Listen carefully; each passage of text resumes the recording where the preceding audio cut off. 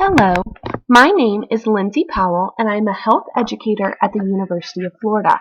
And today I will be educating you on different theories and models commonly used in health promotion, specifically focusing on the trans-theoretical model and its application. Understanding the theories and models used in health education and promotion are essential to creating and implementing successful programs.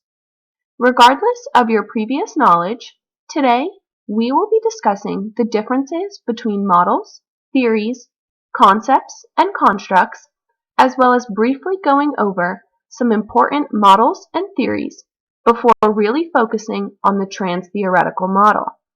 We will conclude class with an activity that will hone your understanding of the trans-theoretical model and give you an opportunity to see its application in a real-world scenario.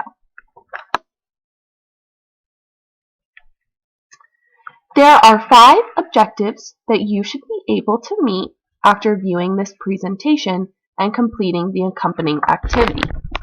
They are: compare the differences between a theory and a model, list 4 models or theories mentioned in this presentation, define the 5 core constructs of the trans-theoretical model, briefly describe the stages of change construct of the trans-theoretical model, and apply 2 constructs of the trans-theoretical model to a program designed to increase preparedness of students for upcoming final exams. Let's begin. Today, we will be discussing different models, theories, and the concepts and constructs that accompany them. But first, let's define those terms so we have a better understanding of them moving forward. A theory is a set of interrelated concepts, definitions, and propositions that presents a systematic view of events or situations by specifying relations among variables in order to explain and predict the events of the situations. A model, on the other hand, is a combination of concepts of many theories used with one another. To better explain that definition, a concept is just a basic element of a theory, as in, theories are composed of numerous elements. So a model uses one or many concepts from numerous theories and combines them. Models also contain constructs, which are concepts, but they are specific concepts that have been adopted or designed to be used with a specific theory. The trans-theoretical model, which we will be discussing in detail later, is a great example of this because it draws constructs from numerous theories to create one model.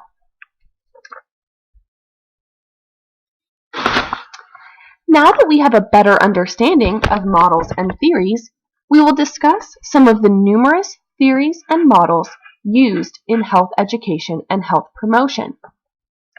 The health belief model is used to help change behavior by weighing the benefits against the consequences to help increase one's belief that they can change.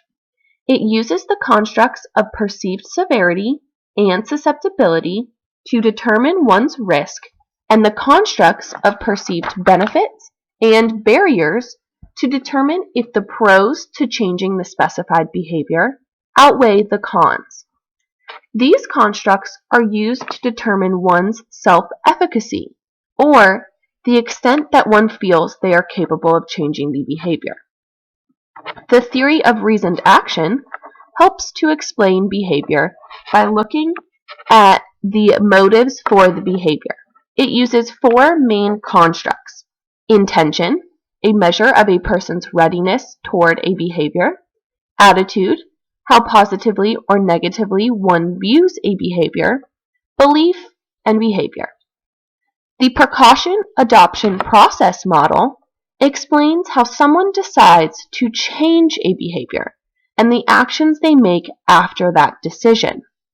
It incorporates similar constructs as the trans-theoretical model, for example, the beginning 3 stages, where one is unaware of the problem and eventually progresses to making decisions to change the behavior.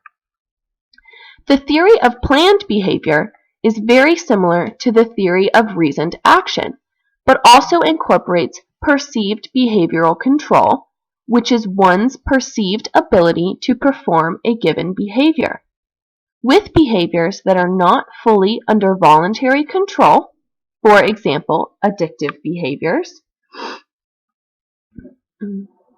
perceived behavioral control can be influenced to increase the likelihood of behavior change by improving a person's perception of the behavior. The stimulus response theory essentially states that events in one's life and the reoccurrence of these events, called reinforcements, shape learning and behavior. It centers on the concepts of reinforcement and punishment that change how often a behavior occurs. Positive reinforcement occurs when someone is rewarded for a behavior to encourage the repetition of that behavior. For example, rewarding a dog with a treat when they listen to a command, while negative reinforcement is when a behavior is encouraged by the removal of something. For example, if a child gets an A on a test, they don't have to do chores that week. Positive punishment occurs when something is presented that discourages a behavior. For example, adding more exercises at a team practice if players are late. And negative punishment occurs when something is taken away as a result of a behavior. For example, being restricted from registering for classes because you haven't paid your UF charges.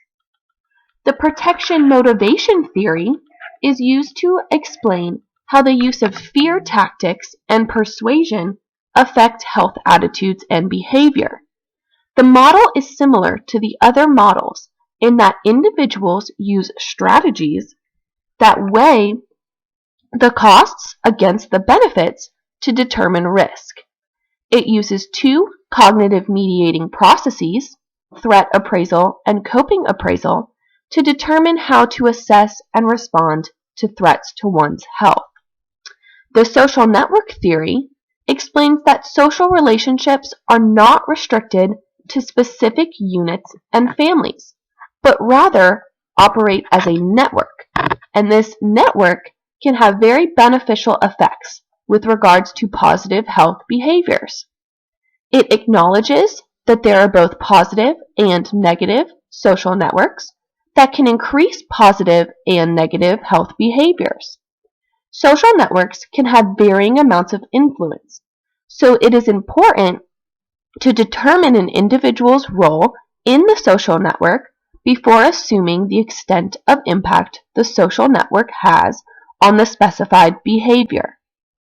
The community readiness model uses concepts from the trans-theoretical model, such as the stages of change, which will be explained in greater detail later. But it applies these concepts on a community-wide scale, as opposed to a single individual. There are 9 stages of the model. No awareness, where the community does not acknowledge a problem. Denial, where the problem may be acknowledged, but nothing can be done. Vague awareness, in which some individuals may believe something should be changed, but make no effort to do so. Pre-planning, after the problem has been acknowledged, but minimal effort is put into change.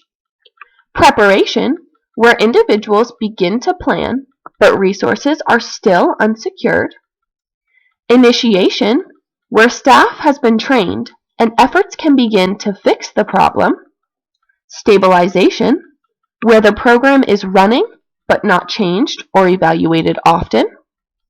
Confirmation and expansion, in which the program is evaluated, modified, and new resources are sought out. And finally, professionalism, where the program is running accurately and effectively and has been modified based on evaluation. The elaboration likelihood model of persuasion. This model helps determine how messages and information, in this case specifically health information, is received and understood by individuals. The model states that attitudes are formed from either peripheral or central roots of persuasion, based on the amount of elaboration or thought required to process the message. The ELM model helps to create tailored messages, or messages aimed at a specific audience or population. The social capital theory states that a stronger social capital, or the structure or relationships within a community that promote cooperation of mutual benefit, will lead to more positive outcomes. This concept can be applied to many models to help explain which relationships in a community foster change. The information motivation behavioral skills model is used to explain what leads people to engage in a preventative behavior. It states that information about a preventative measure paired with the incentive or motivation to engage in the preventative behavior will lead to the individual learning the necessary skills for the preventative behavior and eventually lead them to actual engagement. This model was originally designed to help with HIV/AIDS prevention, but has since been expanded to many other preventative behaviors. The social cognitive theory states that behavior is not only shaped by reinforcement, as noted in other models, but also by observation of others engaging in the desired behavior, and self-reward to ensure the continuation of the behavior. It also involves what is known as behavioral capability, which is the notion that in order to engage in a behavior, an individual must first know about the behavior and then know how to properly engage in it. The trans-theoretical model is the last one we will be discussing. We will go into much more detail on the following slides, but to give a brief description, the trans-theoretical model is a model that encompasses multiple theories to help explain how people progress through a behavior change, what encourages them and discourages them to do so, and what helps them move from stage to stage.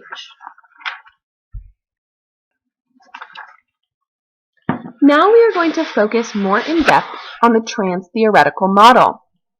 This model was developed by Prohaska in 1979, after he found similar processes were used in many models and thought to combine aspects of many theories into one model. There are 5 core constructs of the trans-theoretical model, of which we will go into further detail later in the presentation. They are the stages of change, processes of change, decisional balance, self-efficacy, and temptation. Due to the wide encompassing nature of this model, it is useful for many behavior change interventions. The model focuses around the notion that behavior change is not rapid nor instantaneous, but rather occurs in stages. The stages of change defined by the trans-theoretical model, which will be further explained on the next slide, are pre-contemplation, contemplation, preparation, action, maintenance, and termination. The model itself is cyclical in nature and does not require this sequential movement from one stage to the next. One may progress to the action stage, then relapse back to the contemplation stage or preparation stage, without ever entering the maintenance stage. Research into this model shows that as one's self-efficacy towards a behavior change increases, their temptation towards relapse decreases. Due to the incorporation of numerous theories, the trans-theoretical model, unlike many other models, can be used across an entire population because individuals do not have to be at a certain point to begin behavior change. They can fall anywhere on the spectrum and progress from there. The first construct we will be discussing is the stages of change. This construct explains the phases individuals go through during behavior change. Understanding of these concepts is very important in assisting individuals in determining their readiness to progress to new stages. The first stage is pre-contemplation. In this stage, people do not have intentions to make a behavior change in the near future, typically in the next 6 months, but this varies depending on the behavior in question. There are numerous reasons for an individual to be in this stage and remain there for a long period of time. The individual may not know they are engaging in an at-risk behavior or may not be ready to change. An individual may also have a negative view associated with changing the behavior, fear of changing the behavior, or lack of belief that they can actually change. After the pre-contemplation stage is the contemplation stage, where an individual recognizes the need for behavior change but takes no action to ready themselves for the behavior change. Those in this stage typically plan to change their behavior in the next 6 months, depending on the nature of the behavior. In this stage, individuals are much more receptive to information about behavior change, and this stage is ideal for recruiting individuals. The next stage is preparation, where individuals are actively planning to make a change. Individuals usually plan to take action in the next month, but as with the other stages, this varies. In this stage, actions such as making appointments, scheduling meetings and activities, and opening themselves up to the idea of actually making a behavior change are taken. Just because an individual makes plans to change does not ensure that they will progress into the action stage and actually change the behavior. Relapse is very common at this stage, so effort must be placed on ensuring individuals continue progressing.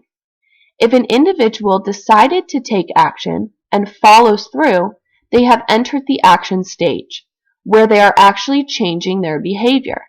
In order for an individual to truly be in the action stage, they must cease the at-risk behavior entirely, not just reduce it. If the behavior change is aptly made and the individual continues progressing, the maintenance stage will follow, in which individuals must take action to ensure the continuation of the change. This typically occurs after the behavior change has been continued for at least 6 months. Individuals often remain in this stage for a long time, often indefinitely. While relapse is lower at this stage than the others, attention still must be made to the possibility, especially in the case of addictive behaviors. The final stage is termination, and this stage is not commonly reached. Individuals in this stage have no desire to return to their old behavior and maintain their new behavior for the rest of their life. Since so few individuals reach this stage, less research has been dedicated to it, so the full complexity of this stage is unknown. The second construct we will be discussing is the processes of change. These are what people use to help accurately progress through the stages. There are 10 processes of change, and I will give a brief description of each one. The first one is consciousness raising, which involves the learning of new ideas that support their behavior change. Dramatic relief is the experience of negative emotions toward the at-risk behavior. Self-reevaluation and environmental reevaluation involves identifying the impacts, both positive and negative, that at-risk as well as newly changed behaviors have on one's identity as a person and one's social and physical environment. Self-liberation is when the individual makes a commitment to change, which is a crucial step in the behavior change process. Helping relationships occurs when the individual seeks social support to encourage their behavior change. Counter-conditioning involves the substitution of a healthier behavior for the at-risk behavior the individual is trying to change. Crucial to preventing relapse and ensuring continuation of progress, reinforcement management increases rewards for the new health behavior while decreasing incentives for the at-risk behavior. Stimulus control is also important as it involves removing engagement cues for the at-risk behavior from your environment and adding cues that encourage a new behavior. Finally, Social liberation is the acknowledgement that social norms as a whole are evolving towards the new, healthier behavior the individual is seeking to obtain. The next construct I will present is decisional balance, which is the process of comparing the pros of behavior change to the cons in order to increase the likelihood of individuals progressing through the stages and truly changing their behavior. The movement of individuals from one stage to another is partly controlled by this comparison, and the higher the cons are to behavior change, the less likely an individual is to actually change the behavior. Typically, the cons to changing a behavior are high in the beginning and gradually decrease, while the pros to changing a behavior operate in the opposite way. Take, for example, someone who wants to become healthier by exercising more. In the beginning, the cons, such as difficulty in exercise, no time in the individual's schedule, and embarrassment, may outweigh the pros, a healthier body and mind, less fatigue, etc. But as the individual progresses and makes time in their schedule to exercise often, the pros begin to outweigh and diminish the cons. The remaining two constructs, self-efficacy and temptation, I will be discussing together, as they are inversely related. Self-efficacy is essentially the belief an individual has that they can perform a certain task. As with many behavior chain models and theories, self-efficacy is very important to the success an individual has at changing the targeted behavior, because if an individual has no confidence that they can change, they may either never attempt to change or may quickly relapse if they don't see instantaneous results. As an individual is attempting to make a behavior change, it is important to monitor their self-efficacy as they progress to work to increase it. The final construct of the trans-theoretical model is temptation, which works against self-efficacy. Temptation is the impulse to return to the at-risk behavior, especially in stressful or unsure situations. There are three types of temptation: emotional distress, in which the individual may wish to return to their at-risk behavior because it is calming and comforting; craving, in which the individual may wish to return to their at-risk, or in which the individual has a psychological or physiological want to engage in that at-risk behavior; and positive social situations, such as alcohol at a wedding. While temptation generally decreases as an individual progresses through the stages, it may still be present in the maintenance stage, especially in the case of physically addictive behaviors. Now we will begin the interactive activity, in which we will be completing a worksheet, having a short discussion, and participating in a class activity. The handout I pass around will have all the instructions, and I will be assisting you during the discussion portion. Let's begin.